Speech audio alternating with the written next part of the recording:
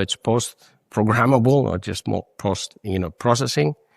And it's actually so easy to use because you will just record your normal actions, and this records what you do and you can play it back.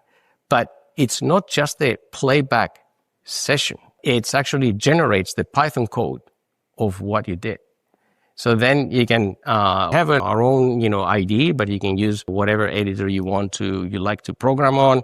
You can embed external Python code to do specific things that you do in between the actions that you have recorded. You can parameterize things, and actually this has helped a lot of people that knew very little about programming to actually learn Python, because you don't start from scratch.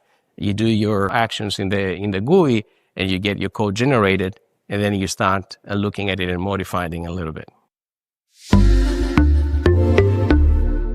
Thank you for watching. To learn more about this topic, check out the links in the description.